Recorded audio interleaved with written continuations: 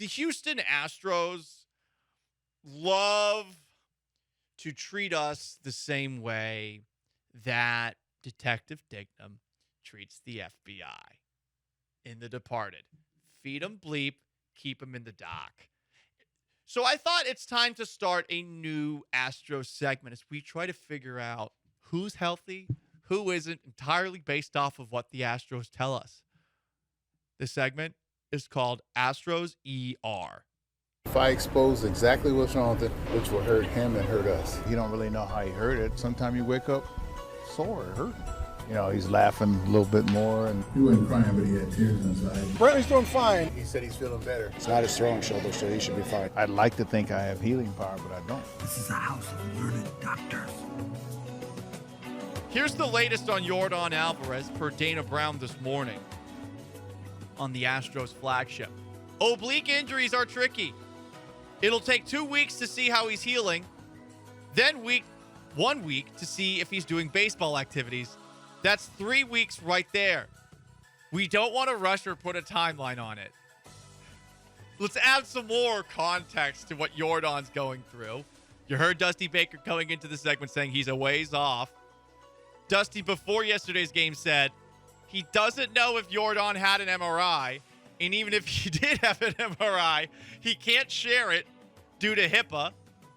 He said to ask the trainer about Yordan.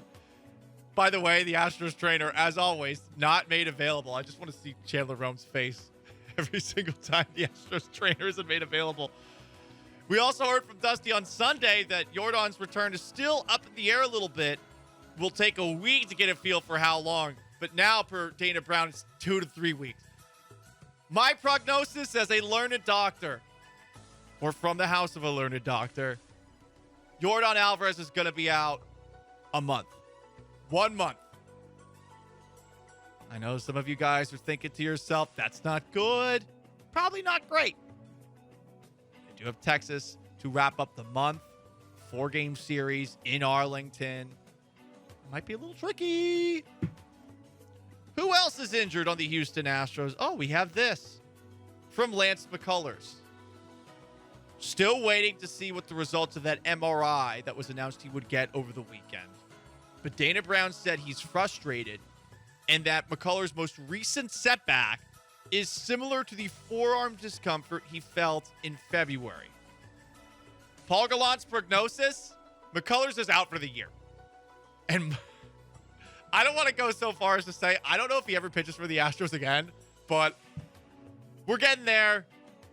I mean, what happens if this forearm discomfort continues? Are they going to do the second Tommy John surgery on Lance McCullers? What happens to McCullers after that? Jeremy Pena. He missed Sunday's game. Per Dusty Baker, he was sick. He also missed yesterday's game against the Washington Nationals. Define sick. What is sick? Diarrhea? The mud butt? Food poisoning? Conjunctivitis? Flu-like symptoms? Uh-oh. COVID? That's my favorite. Flu-like symptoms. New strain, Sean Mapes. Oh, yeah, I don't know enough about the Greek alphabet to know what Neither. strain it is. Doesn't seem like there was much. Like, there wasn't an alpha. There wasn't a beta. I think the first one was alpha, right? No, I think the first one I heard of was Delta. Huh. No, but I'm saying, like, COVID original was I alpha. guess it could be. It could not. They were very confusing. All right, 713-780-37. Call Right. in with your COVID misinformation, please. whatever you remember from Facebook in 2020, 2021. We had a bunch of people supposedly lined up to call in to ask us questions about the Astros radio schedule. No, anyone's schedule. Anyone's schedule. Yeah, schedule of anyone. Gilbert was asking about the Astros, but anyone. The bench try to prank us. What a bit, Gilbert. Yeah, we have. Man, you can't get past our screeners. We have the best screeners in the game. Real thankful for the bench's longest running bit, Gilbert. It's just riveting radio. Hey, Astros ER continues. Jose Urquidy could throw off a mound as early as this weekend. That means he's probably 2 months away. Yeah, I was gonna say, didn't Lance McCullers throw off a mound not too long ago? And now we're now we're waiting for MRI results. He's throwing off a mound, though. That's better. It's better than flat ground. It was better for Lance McCullers too, until it wasn't. The progress to health, the healing for the Astros is not like linear. It's not like you make one step and then you make one step and you make one step and then you're back. It's you make one step and then wait, we're gonna stop. Hold on, go back. Okay, now you make a step and now it's the off season. You won't hear about it for 3 months, and now it's spring training and they're back. Hooray! But actually, we're gonna slow it down a little, ramp them down. Here's all I know about injuries with pitchers now is that throwing off flat ground isn't good, but throwing off a mound is good. That's it. But that has no... It's a step up. It has no bearing on how the shoulder's actually doing.